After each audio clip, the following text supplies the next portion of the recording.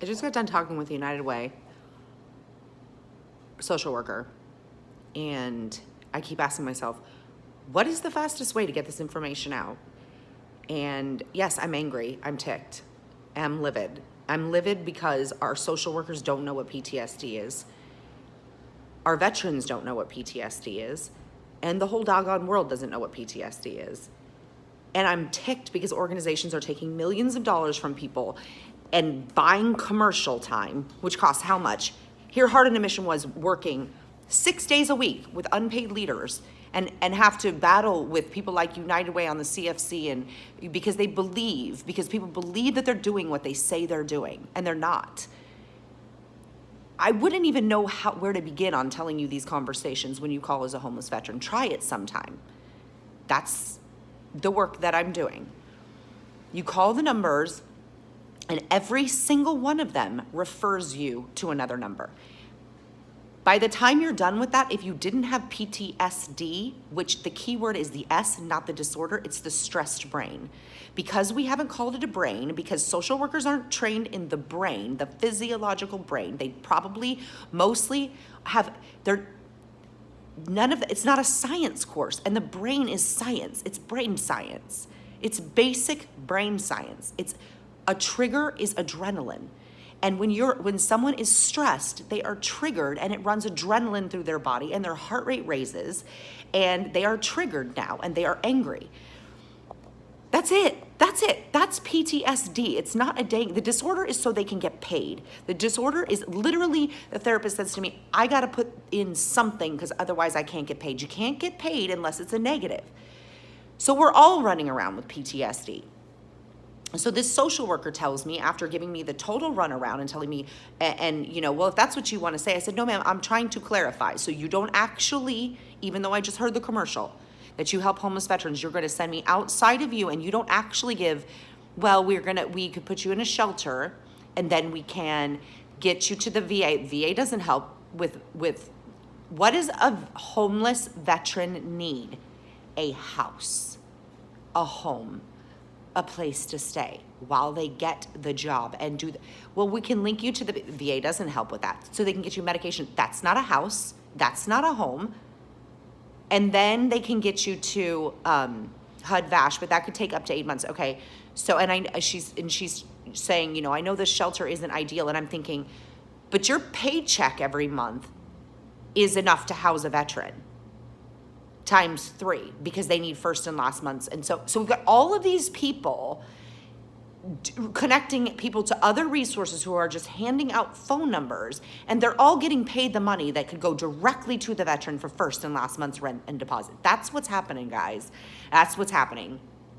It's because everyone's got to have a degree, so everyone's got to have a job, and these organizations are built, and they get these big visions, and then they go, we're going to help people, and then the top gets too heavy. And somehow they managed to get through GuideStar, and they managed to show somehow by saying, because this woman's saying, because here's how they do it. It's too easy to see.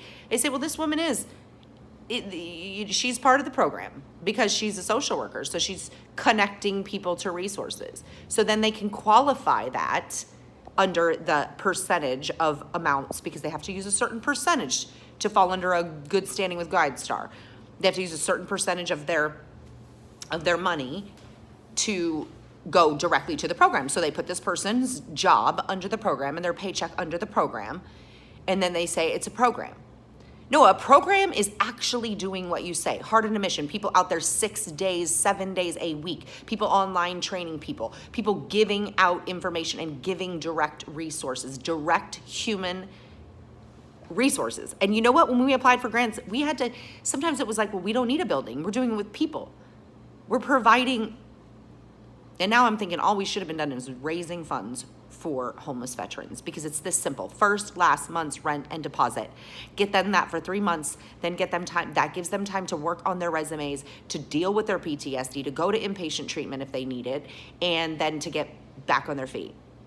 And instead, people are believing that when they donate to these people, because that's what America believes, that there's help for the homeless veterans. And nobody that's donating makes those calls, because how do you call and say, I'm a homeless veteran? Well, that's what I did. Call it whatever you want. That's what I did. Sitting in a home. I'm not homeless, but I couldn't have one if I wanted one right now. So, oh, and then it was, how much do you get in disability? I get $420 a month from the VA for disability. I've been denied my PTSD claims. And she says, well, you make too much.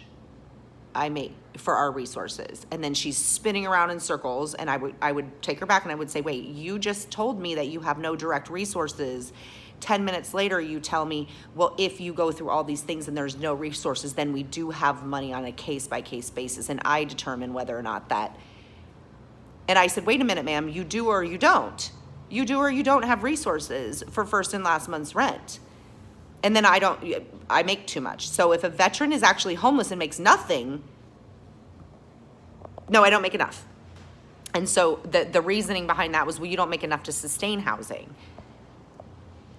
You gotta get veterans or anybody into a place before they can make enough to sustain the housing. So what they want is to send you to a shelter, which there are like 2, and none for just females. Like, it's rare. And if they are a lot of times run. The one I was in, it was run by people on drugs that were taking the prescription pills that were passing out, and the dead mom was passing out on the table at night. Like, guys, when you are donating to these places, if you have something in particular, like, don't buy into the phone calls, don't buy into the commercials. When it comes to homeless veterans, we do not have a resource. When I say that, I challenge somebody to send me to the place that says, here's your first and last. There was one place and they dropped me. They told me that I could move here, and they would move it here, and I got here and they were like, nope, sorry, we can't. So I will say that in Fayetteville, North Carolina, if you're there and you're homeless, they will cut you a check for first and last month's rent, and they will pay up to 9 months of your rent as well. So kudos to, dang it, what is their name? I need to find their name. Kudos to them. Give all your money to them in Fayetteville, North Carolina. I mean, they screwed me over because they told me that I made the move, but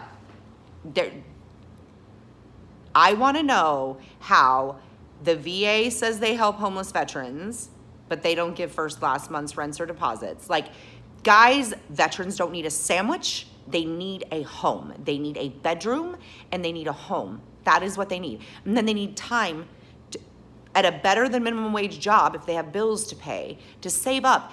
And I don't know about you, but how many people right now are we showing that it's not easy? I mean, it's so funny because all this happened before this happened. Now it's like, see, the whole dang world, except for the 1%, the 2%, is a paycheck away from homelessness.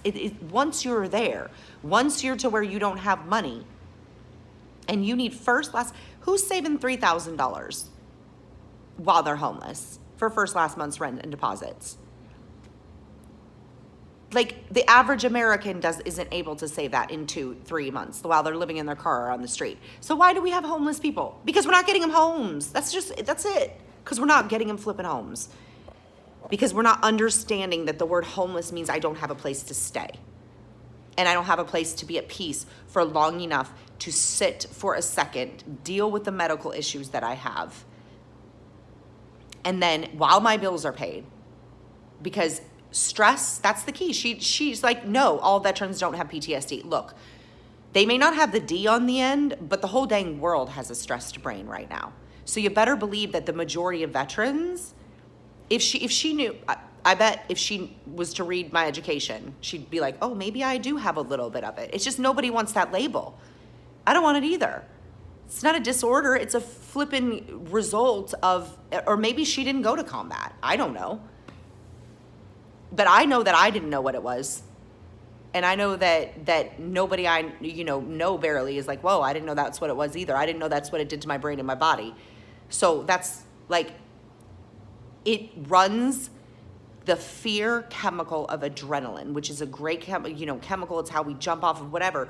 But it's also, if it's stuck on the on position constantly, you're in a constant place of terror and fear and panic. And if you throw on other stuff on top of that, like no money, no food, no place to live, it's only going to increase it. So does this woman on the phone, this social worker, have PTSD?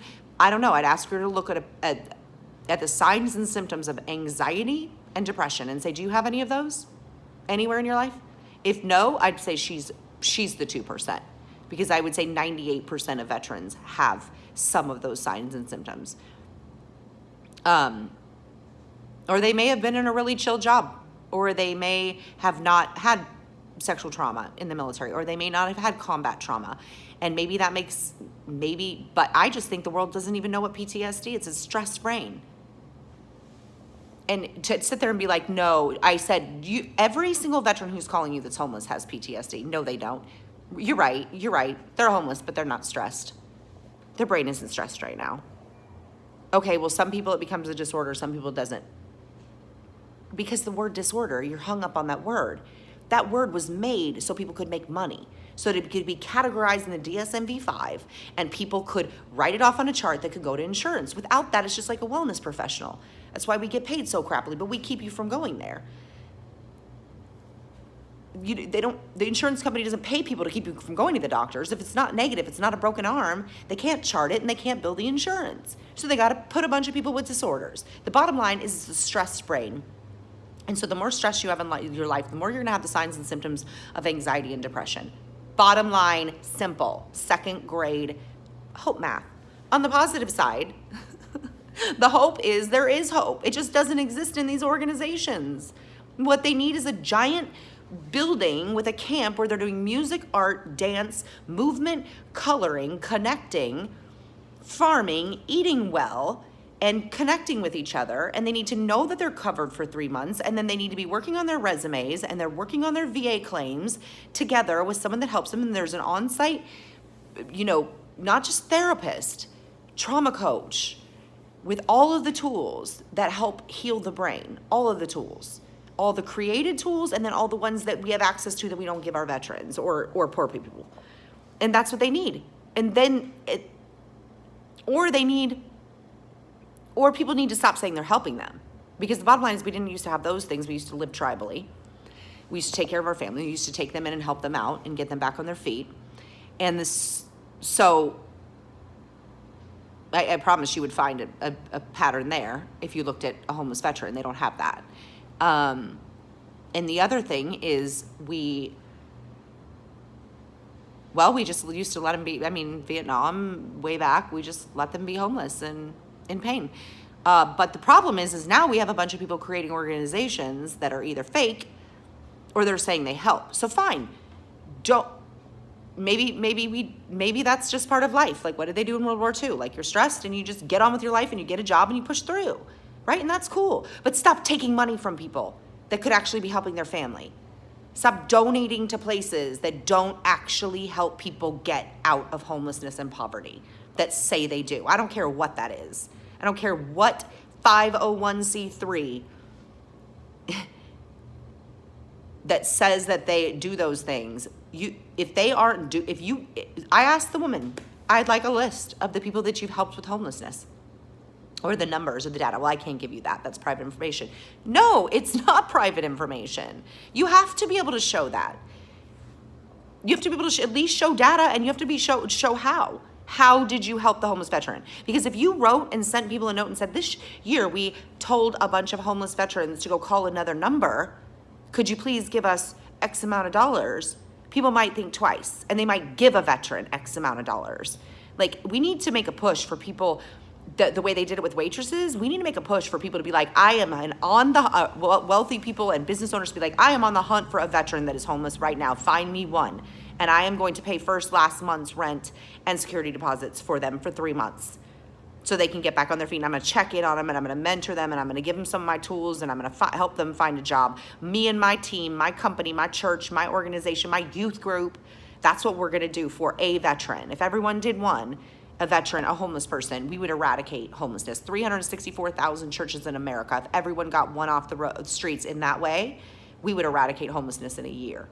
364,000 people would come out of homelessness in 1 year. Consider that. That's just churches. If you take every business and do that too, if you take every single social organization, every single, Every single one of them. I've tried everything from the Masons to everybody. I'm like, every one of these organizations, if they were doing one homeless would be gone. If they did one orphanage, if they did one youth, like, why does it matter? Because a place to belong is the number one biggest human need there is. To not have a home and anybody that will take you in is got to be one of the most painful things anybody can ever go through in their entire life. It is, and I didn't have that. But I know I felt like I did.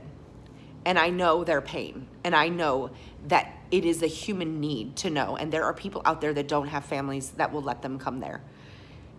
Or their families are gone, or their families are too far away and they can't get there, or their families don't have the money to get them to where they are, or a million different reasons why.